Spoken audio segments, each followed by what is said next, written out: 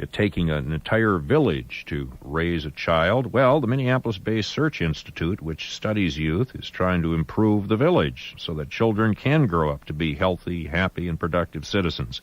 Minnesota Public Radio's Karen Louise Booth reports on the activities of some residents in the Minneapolis suburb of St. Louis Park.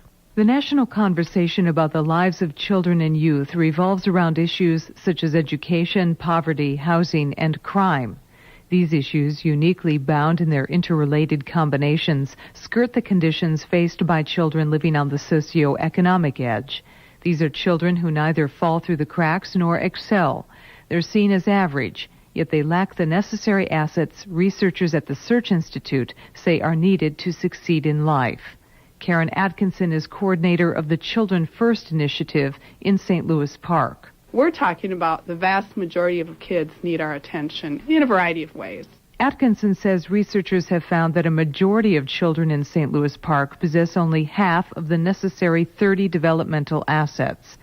These assets include parental participation, decision-making skills, high self-esteem, and involvement in community and extracurricular activities. When they find out that when kids get up to 26 assets, they're more likely to do well in school. 90% of them volunteer in the community.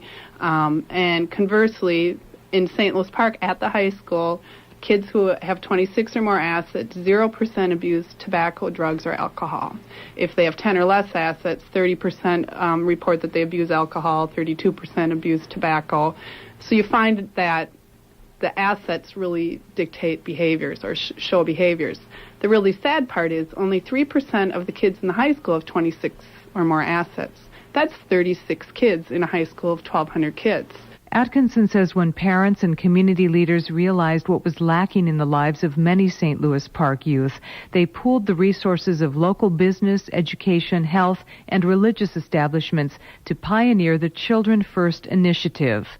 Atkinson says some of the most effective responses are of modest individual contributions. For instance, one local pediatrician immunizes low-income children free of charge. A childless couple keeps a basketball hoop in their driveway where neighborhood children congregate for games. And for Mother's Day this year, Stephen McCulloch is again donating some 300 carnations from his florist shop to children in a low-income neighborhood. It's so they have something to give their mothers. If we're going to succeed as a society, we've got to help these kids have some feeling of self-worth. And when a kid can't afford to buy a carnation for his mother, and Mother's Day comes, he feels pretty bad about himself.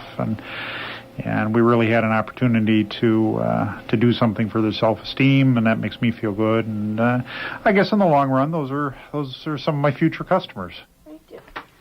And then we will make some more. Okay. Jay, watch out! This pan is hot. Like McCulloch, Sandra Webster offers another simple gesture. Webster, known as the Cookie Mom in her neighborhood, always has a bowl of cookie dough in the refrigerator.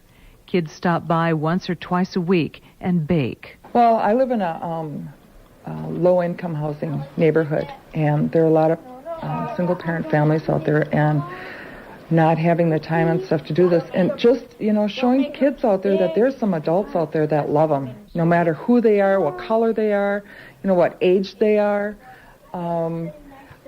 I like the interacting with them. But Webster says in the process of baking, the kids are learning all sorts of little lessons. They're learning respect.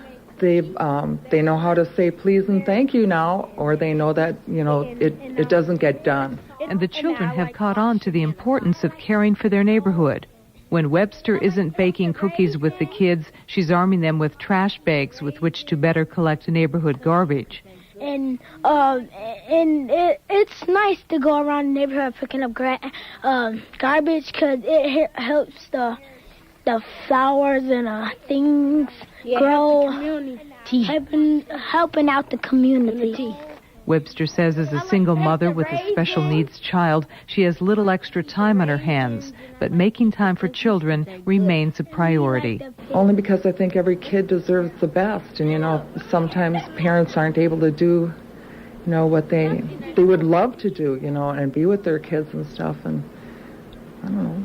Webster, McCulloch, the physician, and the couple with the basketball hoop in their driveway are only a few of the many St. Louis Park residents and community leaders who are working to raise and mentor the city's youth.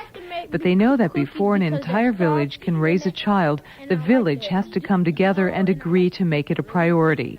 The Children First initiative is too young for its success to be statistically measured. Even so, similar initiatives are being launched in more than 40 other cities nationwide in 9 other states. For Minnesota Public Radio, this is Karen Louise Booth in Minneapolis.